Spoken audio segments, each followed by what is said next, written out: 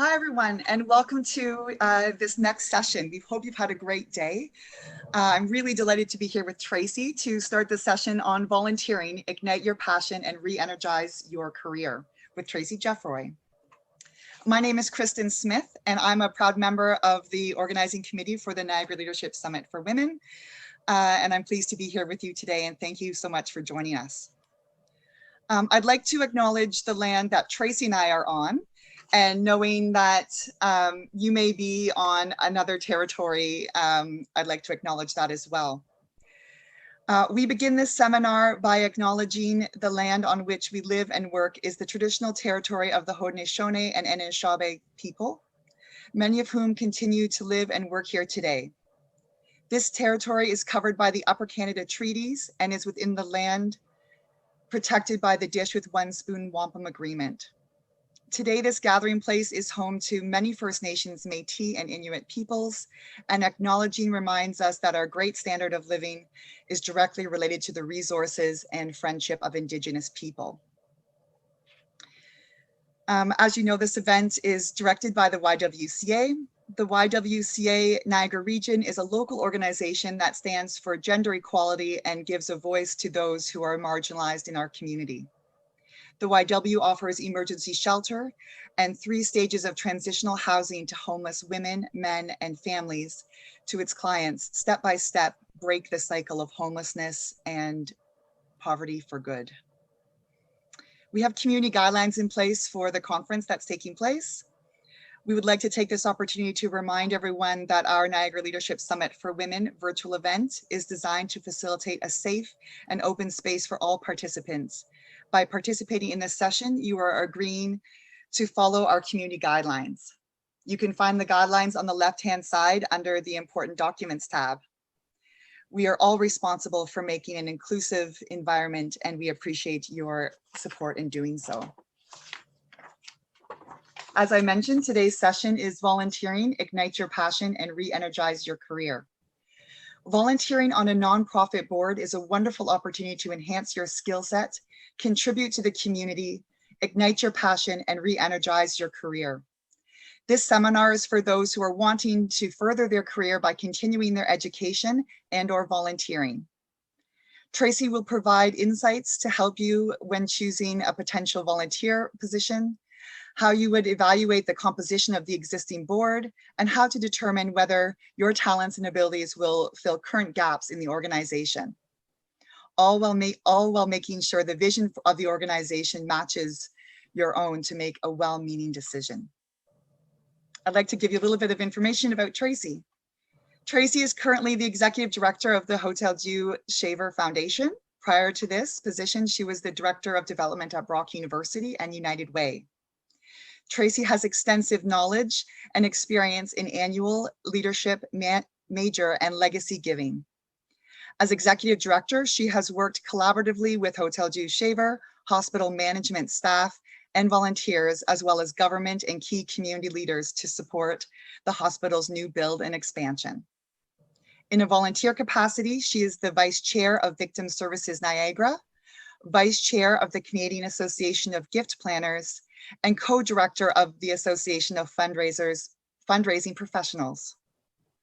If you have any questions throughout the seminar, I would ask that you post them in the question and answer tab within EventMobi, within the platform. And Tracy does have some poll questions that she will be asking throughout the presentation, so we ask that you hold off responding to the poll questions until you're prompted by Tracy throughout her presentation. And once again, I know that Tracy has some wonderful information to share, and so we encourage you to share your learnings today in sharing the hashtag NLSW2020. Let's begin.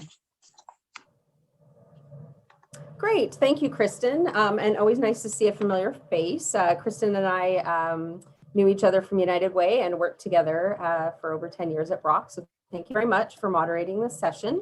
As Kristen mentioned, my name is Tracy Geoffroy, and I'm very excited to be speaking here at the Niagara Leadership Summit for Women.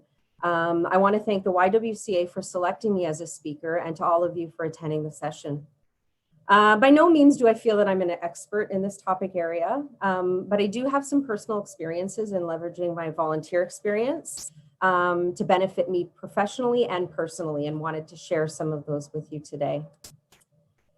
So when I began this process, the question was asked of me, what makes me rise? And I quickly said volunteering and giving back to my community. It wasn't even a second thought for me. It's something that was instilled in me at a very young age. And as my kids became older, I had a lot more time to give back to the community. So I feel that by giving back and by volunteering, I personally contribute to the vibrancy of the community. But the wonderful thing about being on a board is you get to learn from others, and collectively you get to make an impact on the community. I don't actually remember when I made a deliberate choice to volunteer. As I mentioned, I just found that as my kids got older and didn't need me as much, there was a lot more time to do volunteering. And although technically my volunteering helps the organizations I give my time to, I actually believe that it really adds to my life. Like I said, I'm never the smartest one in the room, and I'm always learning from others. So just a quick agenda. Going through the introduction, I'm going to talk a little bit about the power of volunteering, different types of volunteering. So a lot of my presentation will focus on being a board member, but there's lots of other types of volunteerings that we can talk about as well. I want to talk about how volunteering can help your career. SBV, skills-based volunteering, we'll delve a little bit into that. And then specifically volunteerism and women, and ending with volunteering on a board. This was one of my favorite quotes. If you want something done, ask a busy person to do it.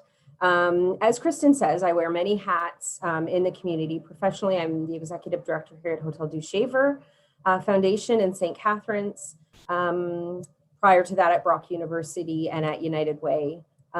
Kristen did mention that I am currently the Vice Chair of Victim Services Niagara, the Vice Chair of Canadian Association of Gift Planners, and Co-Director of Education for Association Fundraising Professionals. Prior to that, I was also the Secretary of the Niagara Children's Center. Personally, I'm a married sports mom of 3. I have a 21-year-old, an 18-year-old, and a 17-year-old. So at this point, they really just need me for my car. So I've been able and fortunate to give back a little bit. So here's our first poll question, and please bear with me. So if you can go to the poll section and just answer the first section, have you ever volunteered? Sorry, just gonna, in the beginning, I'm just gonna minimize this and go to my Word document.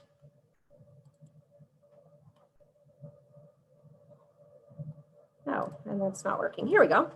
All righty. So it looks like 100% of you are. So maybe you don't even need me here.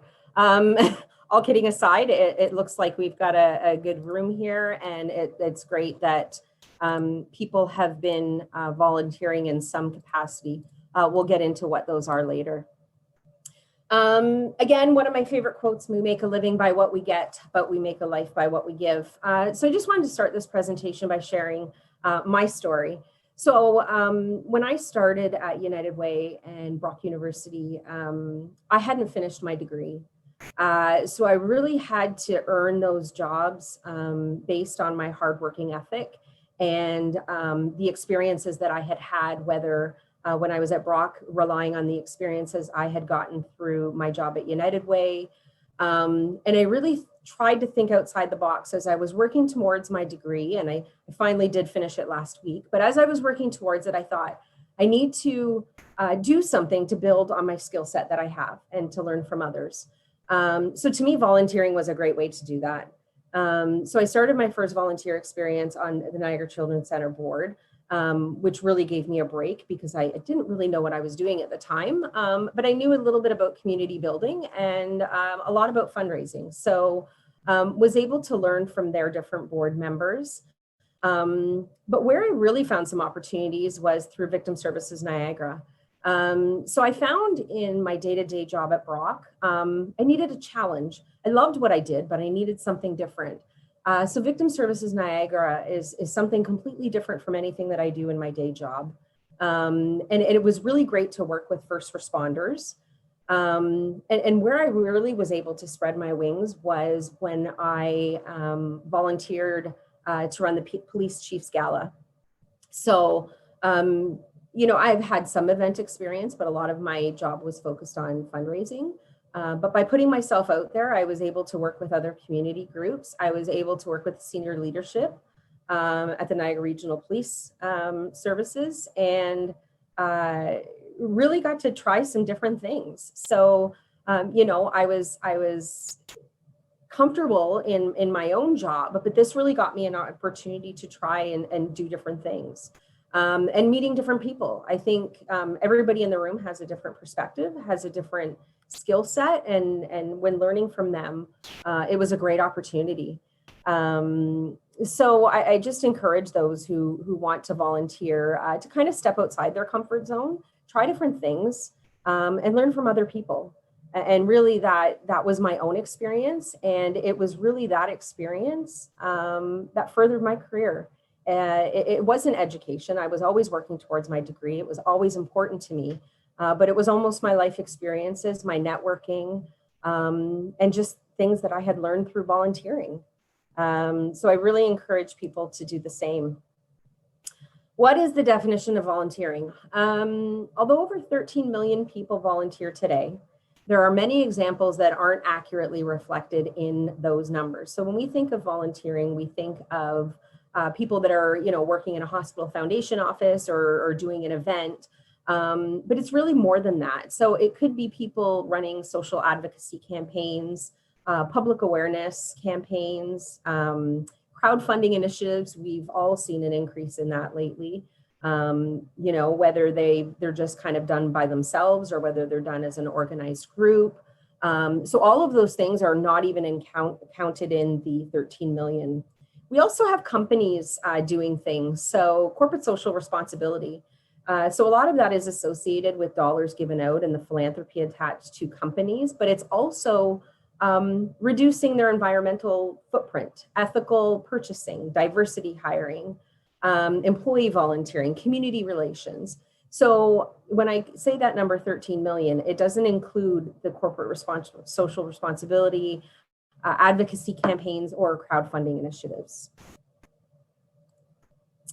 What is the value of volunteering? So I thought it was helpful to take a step back and really look at who does volunteering benefit? To the individual, you're learning new skills, you're gaining experience, you're getting or strengthening your connection to the community. I find it's an improved self-esteem because you do have a lot more experience and a new skill set. And it does lead to success in education and careers. To organization, it provides leadership and governance, setting strategic direction. So this is more from a board perspective. Raising funds, executing fiscal oversight, raising the profile of your organization. I've worked with many nonprofits, and some of them are as small as 2 to 3 staff. So you really need your volunteers to raise the profile and open doors. And then just bringing different perspectives, like I mentioned a couple times before. So, what is the perspective of your organization from members and from stakeholders? To neighborhoods.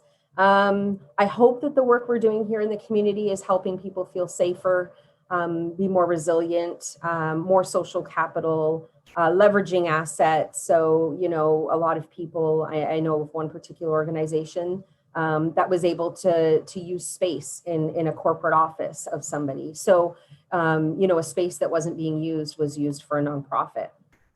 So when you're in a workplace of volunteers, there are many of them in this community that support volunteerism. It helps you recruit top talent.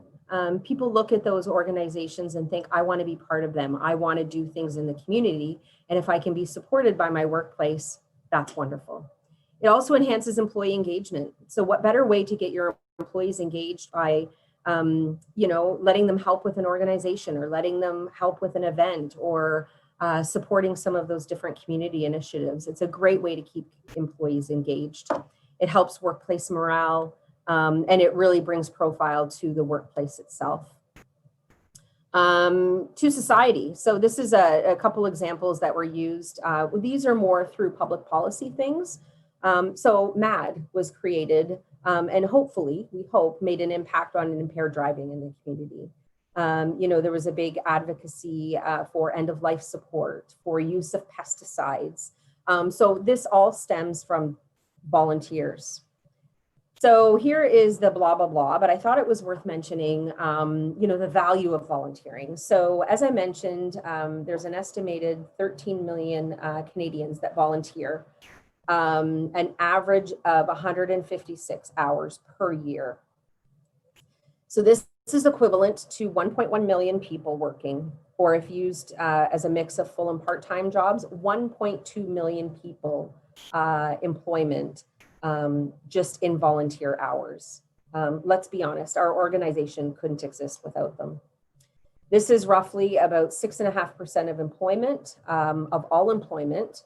And if we add the volunteer work effort with the employment in the nonprofit sector, along with donations, we have about 1.8 million jobs, which is actually larger than Canada's manufacturing sector. So the nonprofit and volunteering sector is huge.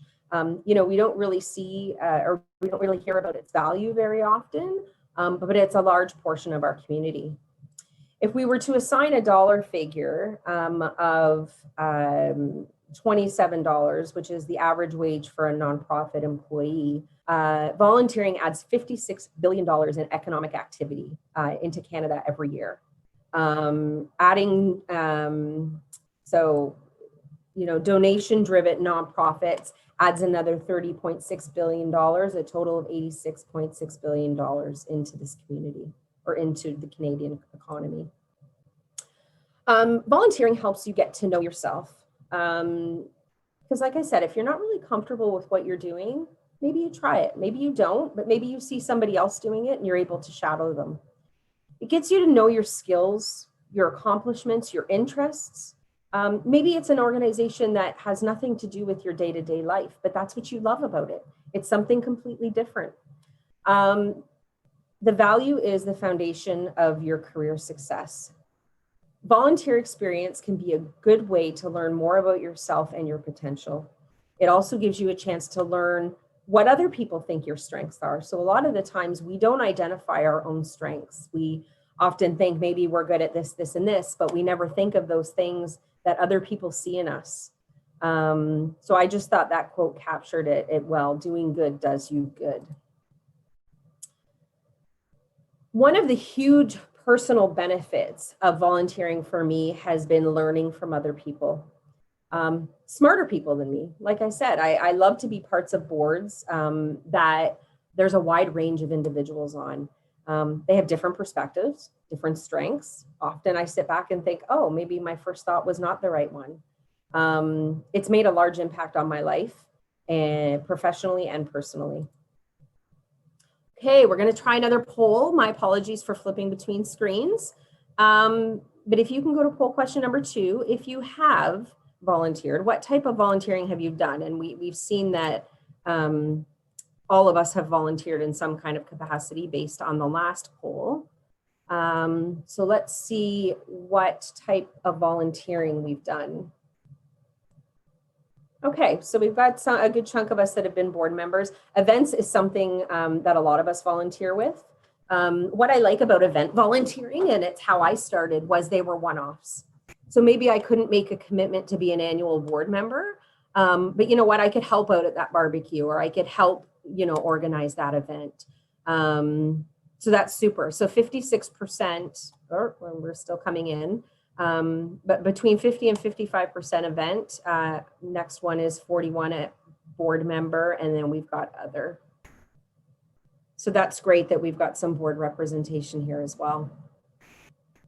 Okay, bear with me as I pop back to my presentation from current slide. Okay, I'm getting the knack of this. Alrighty. So the purpose of this presentation was really to try and identify some key parts of how volunteering can help you on your career. Now, some of these things, we all know that volunteering gives us personal satisfaction. It helps the agency or the corporation that we're volunteering for. But really wanted to give you some real tangible benefits of volunteering, other than how great it makes you feel and meeting new people and those things. So what I found was I came up with a list of 7. It looks great on your resume. It makes you stand out from the competition. So maybe you don't have as much education as the person applying for the job, or, maybe somebody else has a different skill set than you do. But, volunteering shows that you have good time management. It shows that you're willing to help out others. It helps that you work well with others. So I think having it on your resume is a real tangible benefit.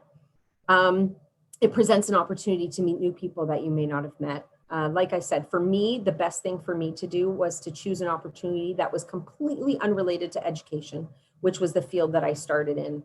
I wanted something completely different that I could learn about, which was great. It helps you determine your career goals. So no matter how happy you are in your career, maybe you do want to change. And this allows you to maybe think about different opportunities out in the community, either from your fellow board members or fellow volunteers or the organization you're volunteering with.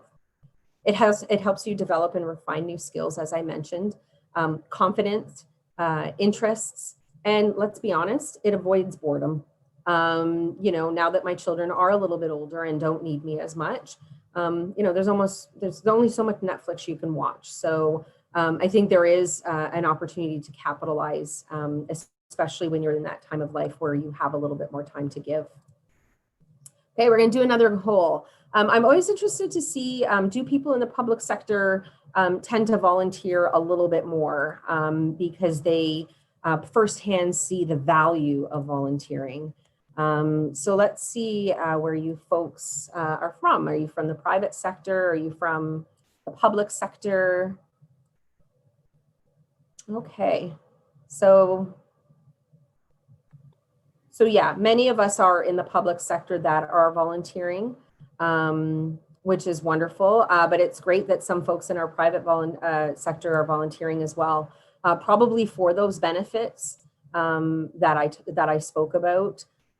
It's a great way to build your network, people that aren't clients, but, oh, we're almost up to even. Tracy, it's Kristen. Great. Just to Yeah. let you know, we're not able to see the breakdowns. If you just verbally tell us, we can Okay, still just see you. your screen, just so you know. All righty. So we're looking at the way it lands right now. 52% are public sector employees, 48% are private sector employees. So it looks like we're half and half. And thank you, Kristen, for bringing that to my attention, or else I would have just kept doing that. So that's great. And there's value in both. Like I said, I've always worked in the public sector. So, and working with United Way, I saw firsthand a lot of the organizations that needed the work of volunteers or the help of volunteers because there just weren't enough hands. But it's great that our public sector is also, our private sector is also seeing the benefits of volunteering and what a great skill set they bring in, whether they have a financial background or a law background. So, that is just super. Okay, we'll move on. So who are today's volunteers? If you look back, and I'm going to, make a blanket statement, but if you look back 30, 40, 50 years ago, all the volunteers that I worked with were, either women that weren't working or people that were new to the community. We worked a lot with at United Way. The profile of today's volunteers are very different. They're extremely high educated. They're not people that just have the time to give, I guess is what I'm saying. Before when I even looking back 20 years, a lot of people did it to get out of the house and to make an impact. They wanted to come in and do their 2 or 3 hours of clerical work or help at an event. But it was a different purpose. Today's volunteers are highly educated people. They're transient. So, working at Brock, I would see a lot of people come in and out of the community. And even when we had people at United Way that were volunteering, a lot of them were new to the community, so they could get to know about the community and get to know about the organizations and the people. A lot of them are tech savvy today. They're autonomous. They have multiple roles. So they may be living in Toronto and working in British Columbia. So they have a lot of different backgrounds, and they're very goal oriented. So there's a lot of people that are very determined to use volunteering as a means to an end, all while benefiting the organization that they're volunteering for. So they know what they want to do, whether it's something for the organization, they want to help them implement something, or whether it's self-serving and they want to do something for themselves. They want to learn more about that organization. So because of this profile and common personality traits that we see these days, many people are looking for skill-based opportunities, which I'll get to in a couple slides.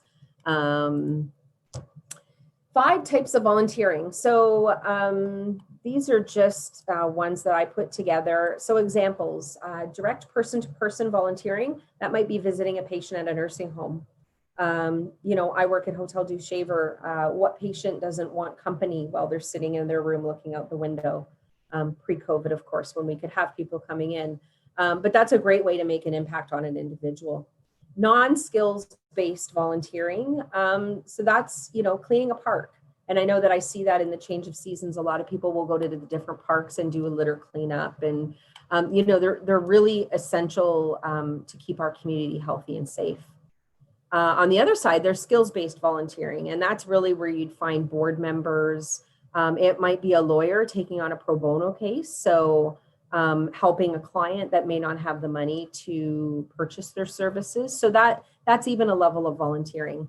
Public advocacy, walking out for justice, fighting for certain beliefs in our community. These are all different types of ways to volunteer. And then the one that I've mainly focused on is nonprofit. So looking at board member volunteering, event, clerical, things like that. What is skills-based volunteering? So skills-based volunteering means that you're leveraging your specialized skills and talents to strengthen the infrastructure of the nonprofit. So you're helping them build and sustain their capacity to successfully achieve their missions. So it's really looking at your volunteer and what their education is, what their experience, professional skills, personal talent, core business. So, as an organization that relies heavily on volunteers, we want to make sure that our board makeup has somebody with a financial background, somebody with a legal background.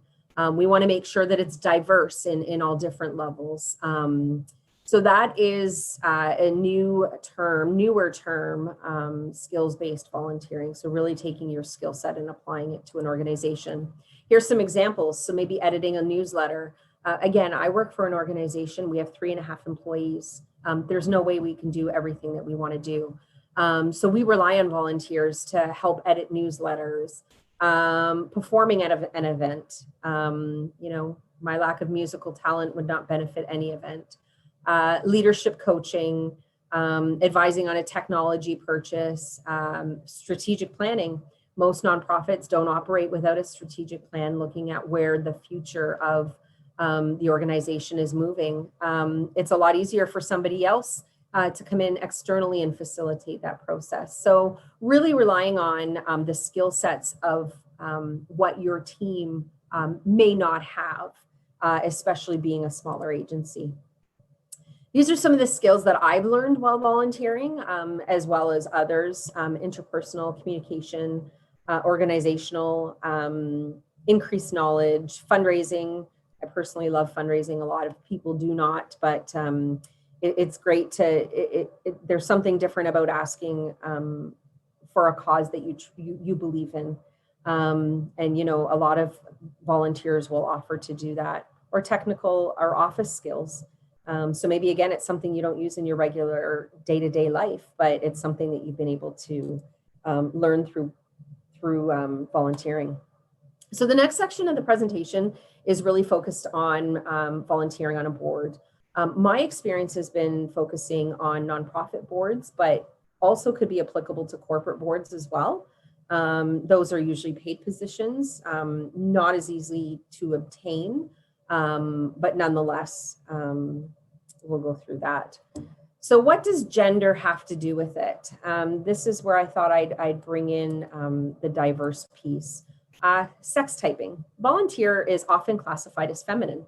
Again, when I mentioned, when we look back at the profile of a volunteer many years ago, it was a woman going in and working at an office and filing. And the man was usually the spokesperson or the chair or working on a political campaign. So sex typing's always happened in volunteerism, and it's always been classified as feminine. Disproportionate number of women in director positions. We'll talk about that a little bit later on. There's still not enough women on boards, and we know that lack of influence and lack of diversity does play a role on the success of the agency. Labels. Again, women are volunteers, men are board members, trustees, coaches. You typically don't hear about a man being referred to as a volunteer. So trying to get over some of these stereotyping that's happening in this industry. Money versus time. When doing my research, I noted that a lot of women are in lower paying jobs, which means that they may have less flexibility or have to work more hours and will have less time for volunteering, which really puts them at a disadvantage. Representatives. So, if you're talking about an organization, typically the women are doing, or previously women are doing a lot of the gala organizing and volunteer management, and men are the spokespeople. And I think that's changing. I'm sure it's not changing quickly enough, but these are things that I would like to see change in this industry. So although women make up 50% of the Canadian labor force, only 14.5% of directors are women on boards in Canada. Nearly 40% of publicly traded companies have no women on their board. Board diversity provides diverse perspectives in decision-making, producing better decision. Board diversity also helps legitimize an organization's mission and vision. It helps build social capital and cohesion among diverse populations. It creates a more diverse organization that is more responsive to the community and its clients. Board diversity supports more productive fundraising, marketing, and communication outreach initiatives. So why aren't we doing it? They identified 6 ways that boards benefit by having diverse board populations. They have stronger financial performance. They're able to attract and retain excellent employees, heightened innovation. Again, people learn from one another. There's a lot of benefit of having that diversity in boards. Enhanced client insight. Women do a lot of spending. They do a lot of donating. They do a lot of those things. So why are we not including them in the decisions? Strong performance on non-financial indicators. So when women are on boards, there's stronger human relation, or HR, ethics, human rights, support for local communities, board effectiveness. So more strategic direction, accountability, audits. And it's not because women are providing that, but it's because it's a diverse representation, which always benefits more. So these are our bleak numbers today. Only 19% of boards seats are globally occupied by women. Less than 5% of the CEOs in the world's largest companies are women. And only 5% of boards have gender balance, meaning they have 40 to 60% of women. Where the CEO comes really important is because if you don't have female board representation, odds are, you might lean towards not hiring a female CEO. That could impact your decision. So it's really important to have female board representation. Proportion of women on boards. This is just more of a snapshot. So 15.2 have more than one woman on their board.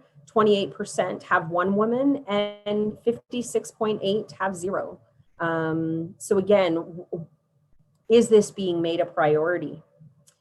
Having said that, there are barriers to women's leadership in specifically in volunteering and in paid positions. We have family responsibilities. In many families, that responsibility is still put on the female, and it gives us less time. Gender stereotypes, we see that all the time. Maybe that person shouldn't hold that position. Corporate cultures, do they believe in gender balance and diversity? Biases against women, depending on the organization and the leadership, there may not be a welcome seat at the table for women. Access to childcare. If you still have children that are young enough, you need to have access. And salaries, as I mentioned before, if you're having to work more, you're not able to volunteer as much. Just going to speed up a little bit here to make sure that we have time for the end of the presentation. So 2 more polls.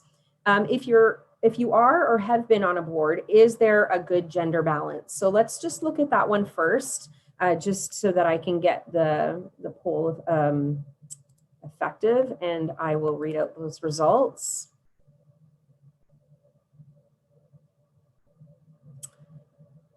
Okay, results are still coming in, but it's looking like 2/3 of people that have been on a board, there is good gender balance, which is great to hear. I think people are making a more cognitive decision. So yeah, 60% of you said yes, there is a good gender balance. The other 40%, which is still too high, said no, there's not a good gender balance. So still some work to be done in that area. For the second poll question, if you have been on a board, is it a priority? So maybe it's not a good balance at this point, but has it been identified as a priority? Because if it hasn't been identified as a priority, I can tell you right now, it's not going to change. So again, responses are coming in, but it looks like boards are starting to make this a priority. We're looking at 89% have identified that we're looking at 80-20. So gender balance is a priority for the boards that folks are on, and for others, it's not. And if you're not making it a priority, it's not going to happen. Oh, that number's going down. I don't love to see that. So we're looking at 62%. Yes, it is. 43%. No, it's not. So still some work that has to be done there. Sorry, just in interest of time, I want to make sure that we have enough time to get through the slides and some questions. So is a nonprofit board for you? Is it something that you think would be interesting for you? It is a huge, volunteering on a board makes a huge impact on an organization. I've seen it firsthand. However, you are less hands-on. Some people don't want to make policy and review bylaws and financial statements. They would rather be on the front line helping the clients of that agency. So you have to really think, what do you want to do? Do you want to make a change at the strategic level, or do you want to do more direct service volunteering? How much time do you have to put into your board work? Because it's not just showing up for an hour a month. I can tell you that. It's volunteering on committees. It's preparing. So you get a board package usually the week before your board meeting. To be respectful to the other volunteers, you have to make sure that you've been through that material. There may be emergency board meetings. So you really have to make sure that you can give the time to it that it requires. Are you willing to collaborate with others? So if you think that you're going to go in and make an impact on your own, that's probably not going to happen because everything is done in a voting way. So it's really important, to go in there with the vision that you're working with others, and you're collaborating and coming up with the best solution for the organization. And you have a willingness to fundraise. So again, some people are a little shy of fundraising, but it's really important for you to play a role in that, even if you're just advocating and spreading the word about your organization.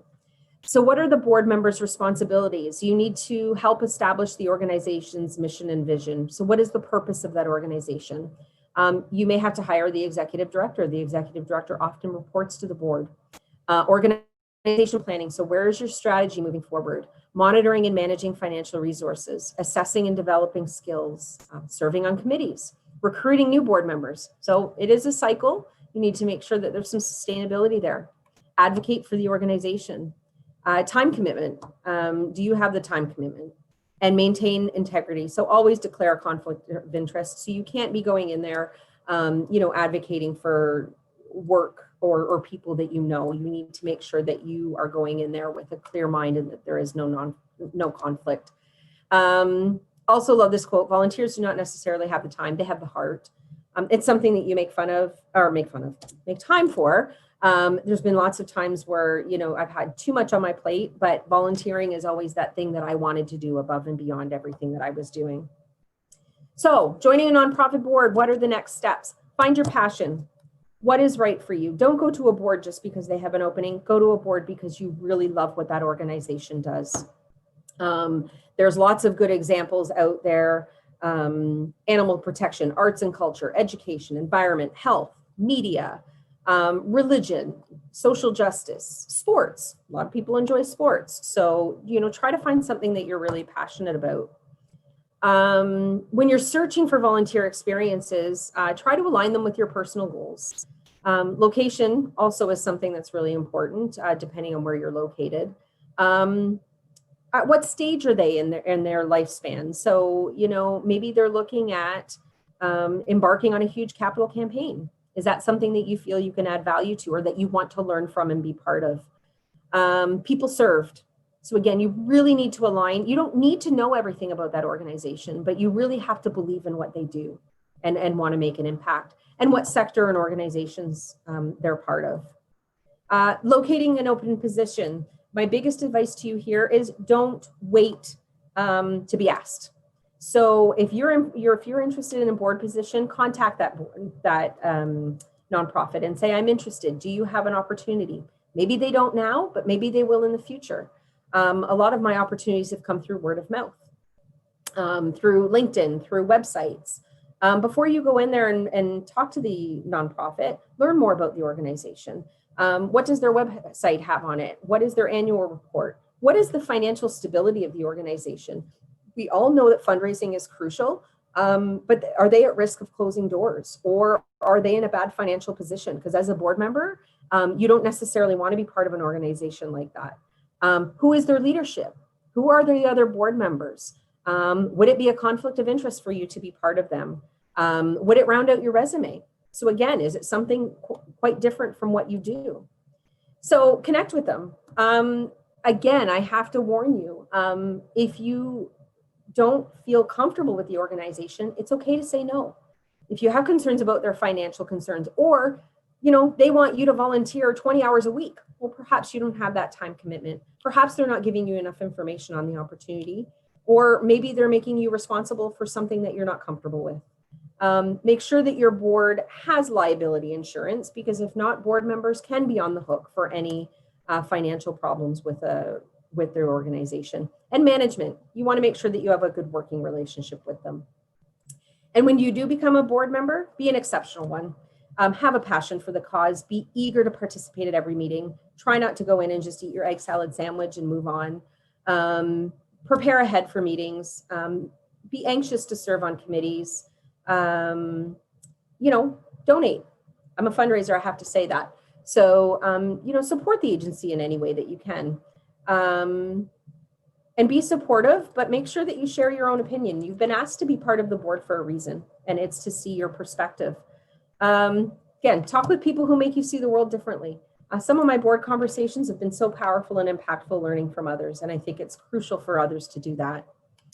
No act of kindness, no matter how small, is ever wasted. So even if you join a board and you feel like you're not making a huge impact, you are making an impact. I can guarantee you that. Here are some resources, and I'm hoping this is going to be shared after the presentation. Top left-hand corner, there's a great resource on, it's a quiz. So what volunteering opportunity is right for you? So take the quiz, see what works for you. There's a list of volunteer opportunities. Women Get on Board. One of my friends, Deborah Rosati, owns this company. It's all about getting women on corporate boards. She saw a deficiency and she's working at advocating for change. Brave Not Perfect. One of my colleagues gave this book to me when I was at Brock, and it made a huge impact on my life. So it's all about, don't do what you're comfortable with. Do things that are maybe a little bit outside your comfort zone, and be brave. You don't have to be perfect at it, but be brave. Try something new. So I'm just going to end here by saying it's not going to be easy, but I do feel that it's going to be worth it if it's something that you're willing to take on.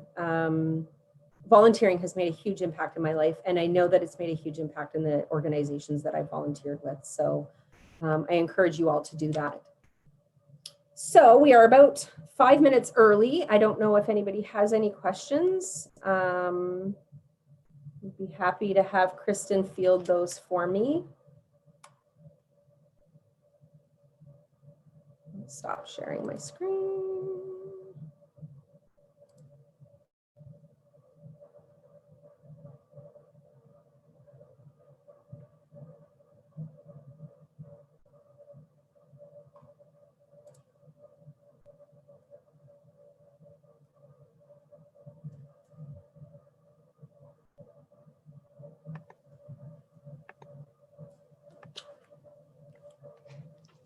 Thank you so much, Tracy. We do have some questions coming in, so I'm going to send them your way. Okay, great.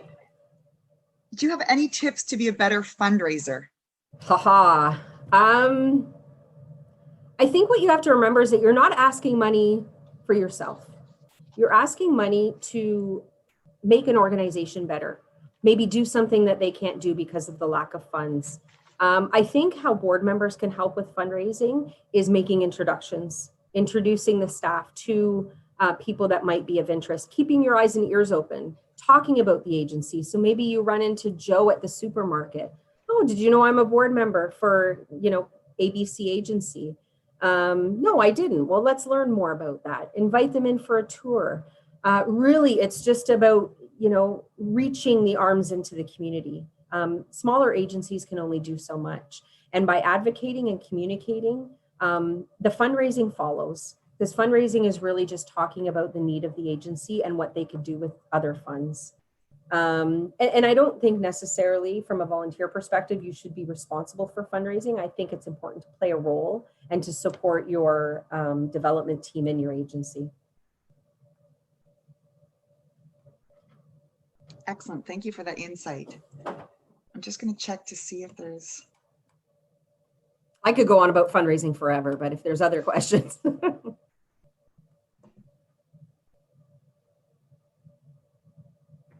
Oh, here's another question for you, Tracy. Where do we find board member positions? Good question. So I don't know if 211 still exists, but 211 was a great resource. But again, I mean, you can look on LinkedIn, you can put feelers out there on social media. I know that the YWCA was posting positions, but I really think it's interesting not just to, I think it's crucial not just to go for the open position. Really, you want to align with what you're passionate about. So, perhaps you are interested in volunteering at the YWCA and they don't have an opening, but maybe in 2 months they will. So I think more than just replying to the open positions, but what I've benefited from most was word of mouth. I let people know that I was looking for new opportunities. And this is, I mean, as much as Niagara is a large community, we're a very small community in a lot of ways. And, if you ask people that you have a lot of respect for, a lot of the times they'll be able to align you with. So, I mean, you've got LinkedIn, you've got social media, you've got word of mouth. But again, if you're really passionate about a certain cause, go to that organization, pick up the phone and ask if they can use your help. Excellent. Thank you, Tracy. And thank you so much for your presentation. With work that I do, my day job of working with Brock students as volunteers and also being a volunteer myself, you gave a lot of insight in terms of how it can really benefit ourselves and benefit the broader community. And certainly I encourage you to go through the comments. There's been a lot of talk in the chat during your presentation as well. Great. So you'll be able to go back and revisit that. Thank you. Most definitely. Thank you so much. And for taking the time and putting your name forward to be a presenter as part of the Leadership Summit. and encouraging us to rise together, both as women and as female volunteers. So thank you. I do want to let people know that we have a break now. So we have some time for social networking that can happen on the platform. So you can connect with people, you can connect with other attendees, with other speakers through their profiles. We encourage you to share on social media some of your learnings from Tracy from the session. And please join us at 6 o'clock. We have Overcoming Barriers to Political Involvement. So Diana Hewson, Laurie Littleton, and Laura Ip will be talking about their experience in politics. So hopefully you'll be able to tune back in at 6 o'clock. Until then, thank you so much. Thank you for joining us today. And thank you, Tracy, for your time and expertise.